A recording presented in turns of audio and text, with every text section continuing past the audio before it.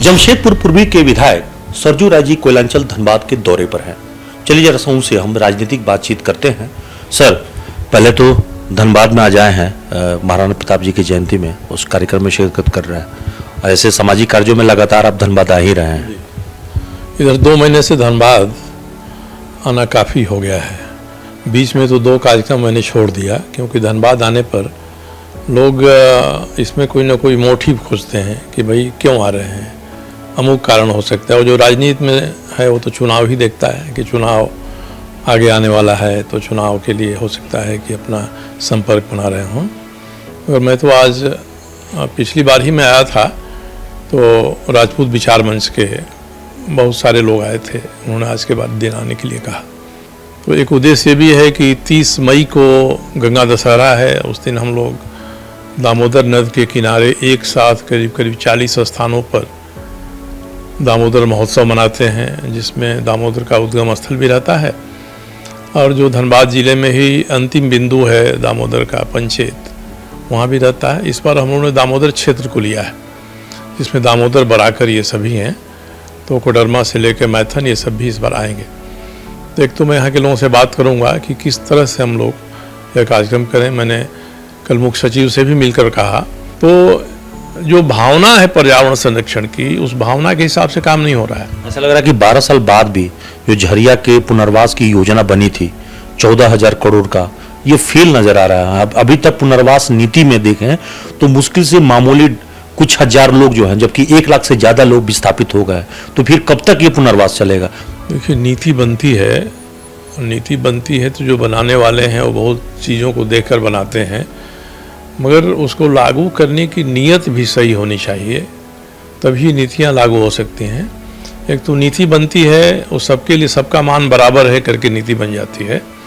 अब झरिया के विस्थापन के बारे में इतनी जटिल समस्या है कि मैंने इसको बहुत गहराई से देखा और जाना नहीं है, पर ज़रूर लगता है कि एक आबादी जहाँ नीचे आग लगी है तो उसको दूसरी जगह सुरक्षित बसाना है। तो कायदे से तो जितनी ज़मीन यहाँ है उतनी ज़मीन होनी चाहिए। जिस तरह से मोहल्ले बसे हैं, मोहल्लों का वैसा ही नक्शा होना चाहिए। ऐसा नहीं कि यहाँ हमने 20-20 फीट चौड़ाई का घर को हटाना है और वहाँ 5-5 फीट चौड़ाई का घर बना के दे कहते हैं कि आपको हमने सेटल कर दिया। सेटलमेंट कॉलोनी का मतलब होता है कि एक आधुनिक कॉलोनी, जैसे आप स्मार्ट सिटी बना रहे हैं, तो स्मार्ट सिटी न हो तब भी एक प्लान्ड वे में बसा हुआ शहर हो, सड़कें हैं जिसमें पानी की व्यवस्था हो, जिसमें गार्बेज डिस्पोजल की व्यवस्था हो, सीवरेज ड्रेनेज हो, ये सब बनाकर तब हम बसाएंगे कि भाई इस मोहल्ले को हम यहाँ बसा देते हैं। यहाँ तो हवाजट में इतना सिटी में अगर आप देखेंगे कि कॉलोनियाँ बसी हैं, बड़े बड़े अपार्टमेंट खड़े हुए हैं, जहाँ पे एक अग्निशमन की गाड़ी नहीं पहुँच सकती। अभी हाल में धनबाद में 19 लोगों की जान गई है सिर्फ अग्निकांड से। एक अस्पताल में आग लगी थी, हाजरा हॉस्पिटल में, और दूसरा यहाँ आशीर्वाद जो है अपार्टमेंट में आग लगी थी, जिसमें 14 लोग मारे गए। प्रधानमंत्री ने उसमें मुआवजा की घोषणा की, राज्य सरकार से भी मिला, लेकिन अभी भी अपार्टमेंट को लेकर जो हाईकोर्ट ने आदेश दिया था कि सभी जगह जांच होनी चाहिए, वो जांच अभी भी कोरम बस खानापूर्ति हो रहा है। ये केवल धनबाद की बात नहीं है, रांची, जमशेदपुर आदि जो सघन शहर बसे हुए हैं, उसमें जो बस्तियाँ जिन लोगों ने बना ली है सरकारी ज़मीन पर, वो तो एक है। चलिए वहाँ गलियाँ पतली हैं, मगर वहाँ के मकान भी केवल झुग्गी झोपड़ी टाइप ही 1 मंजिला है। मगर जो लोग नियम के हिसाब से बनाए हैं, नगर पालिका क्षेत्र के अंदर बनाए हैं, नक्शा पास करा के बनवाया उन्होंने गलतियाँ की हैं। और जमशेदपुर में तो 2 तल्ला का परमिशन है और 7 तल्ला बन गया था। और जब हाईकोर्ट या सरकार कोई नोटिफिकेशन जारी करती है, तो जो वहाँ प्रशासन देखने वाले लोग हैं उनकी कमाई बढ़ जाती है।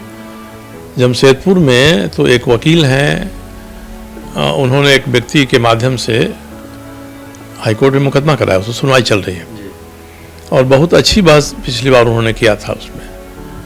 तो उन्होंने यही कहा था कि भाई आप जो बना दिए, बनाने के बाद कई बार निर्णय किया हुआ ना कि इसको कुछ फाइन करके रेगुलाइज कर लेते हैं, हम नियमित कर देते हैं। ये भी हुआ, नियमित करने का कोई प्रावधान नहीं है कानून के अंदर। जो आपने बना लिया है सिवाय उसको तोड़ने के। दूसरा ये लोग क्या करते हैं कि किसी ने बना लिया 2 तल्ला के बदले 4 तल्ला, तो 2 तल्ला से लेकर 4 तल्ला तक सील कर देते हैं। फिर दौड़ता है आपके यहाँ। यहाँ तो तालाब के जमीन पे अपार्टमेंट बना के बेच दिया गया है, जिस पर अभी जाकर रजिस्ट्री रोक लगी है। नहीं, ये रांची में भी है, तालाबों का हजार रांची था। ये सारी चीज़ें हो गई हैं। निर्णय ये लेना पड़ेगा, सुप्रीम कोर्ट का इसमें आदेश है, उसके हिसाब से किसी का 2 तल्ला का नक्शा पास है, 4 तल्ला बना दिए, 2 तल्ला को आप छोड़ दीजिए, बाकी को तोड़ दीजिए। और जिसमें लोग रह रहे हैं, अभी हाल ही में जो दिल्ली में एक बड़ी इमारत नोएडा में तोड़ी गई है, जो लोग बिल्डर से खरीद के रह रहे हैं, बिल्डर को कहा है कि उनको उतना पैसा दो जितना में तुम्हारा मुआवजा दो, उनको नुकसान नहीं हो। तो सुप्रीम कोर्ट तक का जब ये निर्णय है तो यहाँ तो सरकार प्रशासन को लागू करना है इसको। मैंने तो जमशेदपुर में वहाँ के डीसी से लेके सारे अफसरों की मीटिंग में कहा है 10 साल के भीतर जमशेदपुर ऊंची इमारतों वाला स्लम बन जाएगा। झारखंड में भी करीब 30% से ऊपर आबादी शहरों में रह रही है। 44 नगर पालिकाएँ हो गई हैं। आज जो नई नगर पालिकाएँ बन गई हैं, कम से कम उन्हें तो व्यवस्थित तरीके से बसाइए, बनाइए। चर्चा यहाँ धनबाद के लिए लगातार उठ रही है कि धनबाद में एक अदद एयरपोर्ट होना चाहिए। मतलब ये मांग आपके जमशेदपुर में जो अभी चालू हुआ, वहाँ पे परिचालन एयरपोर्ट वहाँ पे शुरू हो गए, बोकारो में अभी शुरू होने की स्थिति में है, और देवघर में तो शुरू हो ही गई पिछले साल ही। तो लोग की डिमांड है कि सबसे ज़्यादा जरूरी व्यावसायिक गतिविधि धनबाद में है, कई बड़ा PSUs धनबाद में, फिर धनबाद में एक अदद एयरपोर्ट क्यों नहीं हो सकता, जबकि बलियापुर में FCI का कम से कम 400 एकड़ जमीन है, और भी वहाँ पे 600-700 एकड़ जमीन वहाँ से लिया जा सकता है। तो जहाँ पे इतनी जमीन है, फिर हम वहाँ एयरपोर्ट क्यों नहीं बना सकते थे? क्योंकि जिस तरीके से अब विकास हो रहा है देश भर में, दुनिया भर में आर्थिक गतिविधियाँ बढ़ रही हैं, उसमें तो सभी जिलों में एयरपोर्ट की ज़रूरत है। अब कई जिलों में पहले से छोटे एयरपोर्ट बने हुए हैं, मगर अब उनकी उपयोगिता सीमित हो गई है। धनबाद को PSU छोड़ दिए, धनबाद को तो देश के कोयला की राजधानी कहा जाता है। कोल कैपिटल केवल झारखंड का नहीं है, पूरे देश का है। तो यहाँ तो बहुत पहले बन जाना चाहिए था। तो लोग कह रहे हैं कि यहाँ राजनीतिक जो है, जो लोग यहाँ पे पॉलिटिकली रहे हैं, उनकी अदूरदर्शिता की वजह से यहाँ पे नहीं बन पाया। निशिकांत वहाँ बनवाने में सफल हो गए, दिल्ली पे दबाव बनाए, और प्रधानमंत्री से यहीं पे कार्यक्रम में, जब पिछली बार प्रधानमंत्री 2018 में आए थे, तो देवघर के लिए एयरपोर्ट का शिलान्यास करवा लिया, और धनबाद के नेता चुपचाप देखते रह गए। कि इसमें किसी के बारे कहना कि उनके दुर्दशा के कारण, ऐसा कहना उचित नहीं होगा। वास्तव में ऐसे कामों के लिए लॉबिंग करनी पड़ती है, सरकार में लॉबिंग करनी पड़ती है। केवल प्रधानमंत्री और नगर विमानन मंत्री से ही नहीं होता है, नीचे से लेकर इसकी उपयोगिता के बारे में संचिकाएँ बढ़ानी पड़ती हैं, और तब ऐसे काम होते हैं। विधायक के नाते या MP के नाते जो ज़्यादा लॉबिंग करते हैं अपने क्षेत्र के लिए, वो अपने योजनाएं ले आते हैं। रेल की योजनाएं हैं, जहाज़ की योजनाएं हैं। मैं भी लॉबिंग करता हूं अपने क्षेत्र में विकास की योजनाओं को ले जाने के लिए। शहर है, आधा शहर हमारा टाटा का है, बहुत स्कोप नहीं है, फिर भी हम लोग लॉबिंग करते हैं, योजनाएं स्वीकृत कराते हैं। यहाँ तो आप लोग लाइजनिंग किए, तो मजबूती से दबाव बनाए तो बन गया, वहाँ चालू हो गया। हाँ, एयरपोर्ट तो है, चालू हो गया छोटा, वहाँ भी एक बड़े एयरपोर्ट की ज़रूरत महसूस हो रही है। मगर अब एयरपोर्ट को छोड़ दिए, और भी सारी योजनाएं क्षेत्र में जो सक्रिय रहता है, सरकार के भीतर सक्रिय रहता है, अपनी बातों को तर्क के साथ रखता है, तो चीज़ें आती हैं। पैसा तो उतना ही है, सरकार को उतना पैसा साल भर में खर्च करना पड़ता है। जहाँ के लोग ज़्यादा लॉबिंग करके उसको स्वीकार कराते हैं सरकार से उसकी ज़रूरत। नहीं तो सरकार ने तो, राज्य सरकार ने अभी एयर एम्बुलेंस की शुरुआत तो किया है सब जगह। तो पहले एयर एम्बुलेंस के साथ साथ सब जगह एयरपोर्ट की भी गतिविधि को बढ़ा। एयर एम्बुलेंस किया है, मगर अभी उसमें बहुत खामियां हैं। हम लोग स्वागत करते हैं कि इन्होंने किया है। और कोई भी काम, देखिए विकास का जब काम बढ़ रहा है ना, तो हम एक काम नया कर देते हैं, उसको उपलब्धि के नाते गिनाते हैं। इससे ज़्यादा ज़रूरी है कि पहले जो काम हुए हैं वो काम भी सही तरीके से चलते रहें। जैसे एक सड़क ही बन गई, वो सड़क टूट रही, दूसरी सड़क हमने बना दिया, तो पहले सड़क का भी तो मेंटेनेंस होना चाहिए। तो हमारी सरकारों में तो पुराने काम देख लीजिए, किसी भी विभाग के काम हैं वो पुराने काम लूंज-पुंज तरीके से चल रहे हैं, काम को करने वाले लोग नहीं हैं। और सरकार में जब लोग ख़त्म हो रहे हैं तो आउटसोर्सिंग की बात हो रही है। ये आउटसोर्सिंग हर विभाग में भ्रष्टाचार का नया तरीका बन गया इसमें से। नौजवानों को कहेंगे कि हम तुमको 15,000 रुपया देंगे महीने में, सरकार निकालेगी, और उनको 5,000 7,000 में काम कराया जाता है। बेरोजगारी इतनी है कि लोग काम करते हैं। तो सरकार को ये देखना होगा कि हमारी जो मशीनरी है कम से कम उसके लिए हम नियमित बहाली करें। अभी हाल में आप राज्यपाल से मिलने गए थे बन्ना गुप्ता मामले में, प्रतिबंधित हथियार के मामले में। राज्यपाल ने अभी सरकार को नोटिस किया, इस मामले पर जवाब मांगा है, और आगे कुछ क्या करना है इस पर? नहीं, मुझे खुशी है कि राज्यपाल ने जांच के लिए दिया है आदेश। मैं 1 महीने के भीतर, मैंने जून में किसी भी समय, 1 महीने के भीतर तो नहीं होगा, मैं 2 आरोप पत्र कहिए या स्मार पत्र कहिए मैं तैयार करवा रहा हूँ। एक तो जहाँ जहाँ कोयला या माइनिंग है, केवल धनबाद में नहीं, धनबाद के लोग आप लोग सब जानते हैं, यहाँ से कम हालत हजारीबाग में, रामगढ़ में, गिरिडीह में नहीं है।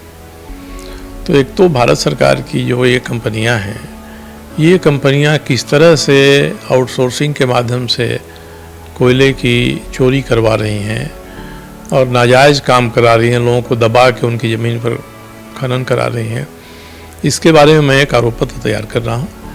दूसरा, जो आज की हमारी सरकार है, 3 साल हो गए सरकार के, किसी दल ने, जो विपक्ष में उस दल ने भी इस सरकार के काम काज के बारे में राज्यपाल को या राष्ट्रपति को, किसी को कोई ज्ञापन नहीं दिया।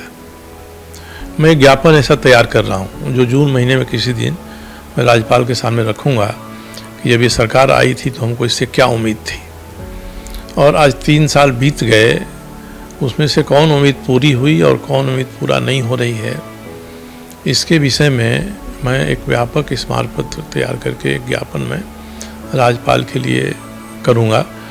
विपक्षी दल है, भारतीय जनता पार्टी है, करना चाहिए उनको भी, इस बारे में हो सकता है कि उनकी प्राथमिकताएं अलग हों, मगर मैं चाहता हूं कि जब तक हम पिछले 3 साल के क्रियाकलापों के बारे में उसका विश्लेषण करके हम सामने जनता के नहीं लाएंगे या सरकार के ही सामने नहीं लाएंगे, इनको आईना नहीं दिखाएंगे, तब तक सरकार का काम बेहतर तरीके से नहीं चलेगा।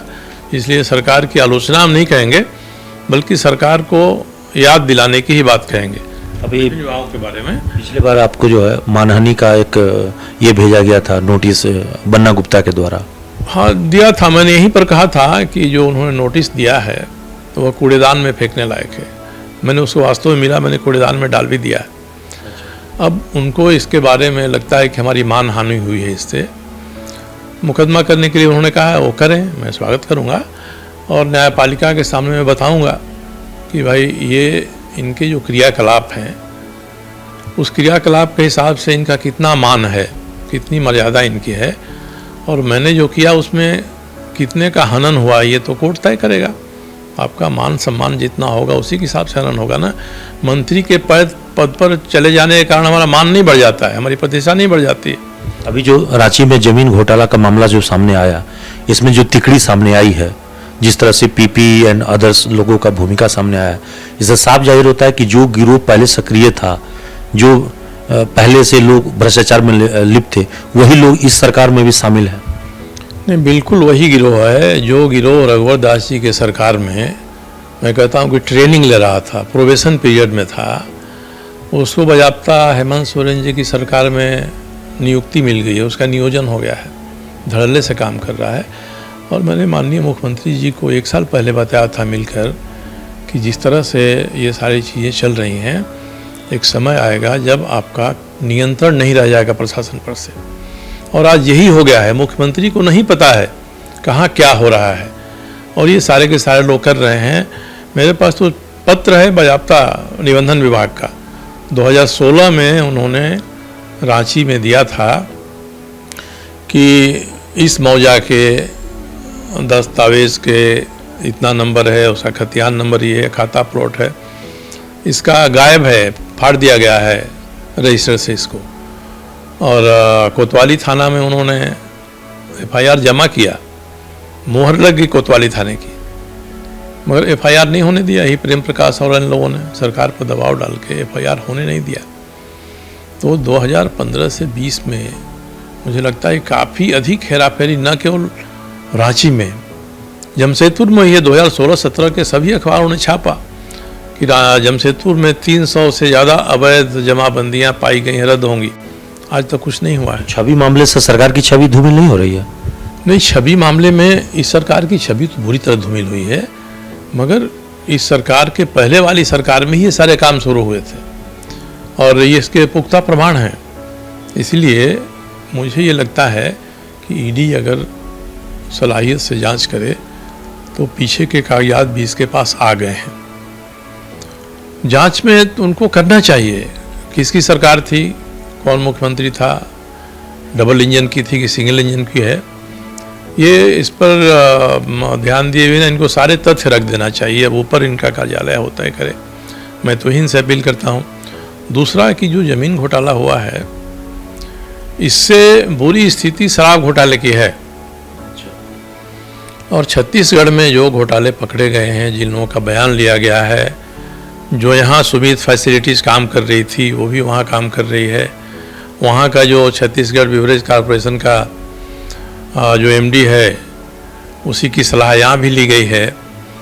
तो मुझे तो किसी ने बताया कि कांग्रेस की जो भारत जोड़ो यात्रा थी, तो जोड़ा जाता है फेविकॉल से, मगर यहाँ तो उस जोड़ो यात्रा में शराब का ही पैसा गया था, लगा था।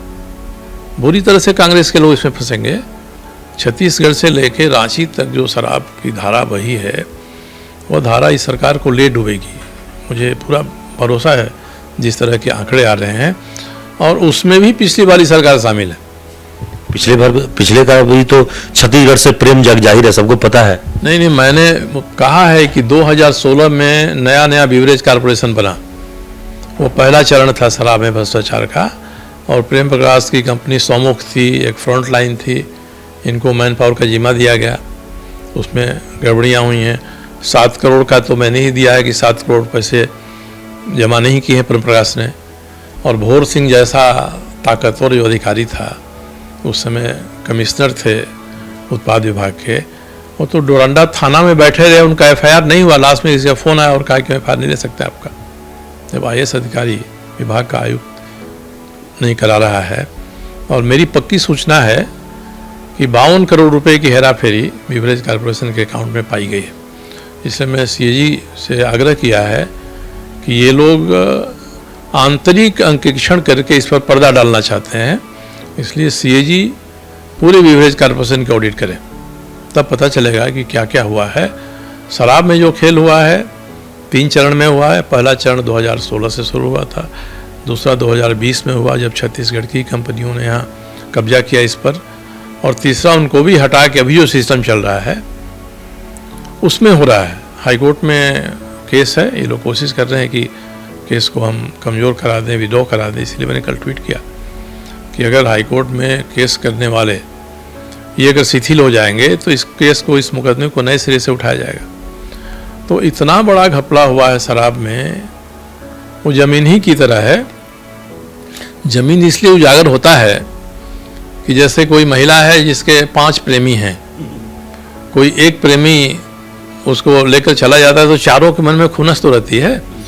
तो ज़मीन वैसा ही है, ज़मीन तो सामने दिखाई पड़ती है, उस ज़मीन के हकदार 5 लोग होते हैं, और साहब आपने एक के फेवर में कर दिया तो चारों तो मिल के आपका बखिया उधेड़ेंगे। तो वही हो रहा है। देखिए, पहले क्या था ना कि जो भ्रष्टाचार था ये विकास के काम का एक अंश था, विकास होता था, इसलिए बाई प्रोडक्ट जिसको कहते हैं कि विकास का बाई प्रोडक्ट भ्रष्टाचार होता था। लोग करते थे, पकड़े जाते थे, नहीं पकड़े जाते थे। आज भ्रष्टाचार का बाई प्रोडक्ट विकास हो गया है। मतलब भ्रष्टाचार हमको इतना भ्रष्टाचार कर लेना है, इसलिए विकास का ये काम कर देना है साहब, ये सड़क बनवा देनी है, ये भवन बनवा देना है, ये ज़मीन बंदोबस्त कर देनी है, इसलिए कि हमको इसमें से इतना पैसा निकाल लेना है। तो इस राज्य में उल्टा हो गया है, विकास का बाई प्रोडक्ट भ्रष्टाचार नहीं है, भ्रष्टाचार का बाई प्रोडक्ट विकास हो गया है। तो ऐसी स्थिति हो गई, इसलिए मैंने कहा कि मैं एक स्मारक पत्र अपने तैयार कराने की कोशिश कर रहा हूँ। मैं उसको सौंपूंगा और उसी कॉपी में प्रमुख विपक्षी दल को भी मैं भेज दूंगा कि भाई देखिए क्या मैं। इस वक्त में भ्रष्टाचार किस लेवल पे चल रहा है, चाहे वो खनन में हो, शराब में हो, या किसी भी अन्य विभागों में जो भ्रष्टाचार चल रहा है, उस पर स्मारक पत्र तैयार कर रहे हैं सरजू राय जी। और सबसे बड़ी बात यह है कि सरजू राय जी अगर कुछ कहते हैं तो उसका आधार ठोस जो है वो सत्यता के आधार पर होती है। इसलिए सरकार चाहे तो इनकी बातों को सुन ले, और अगर नहीं सुनेगी तो जब कोर्ट में इस चीज़ों को दाखिल करेंगे तो सुनना ही पड़ेगा। आगे देखना है कि इनकी सलाहियत को कितनी मानती है सरकार। सहयोगी निकुंज के साथ अभिषेक कुमार, न्यूज़ एएनपी, धनबाद।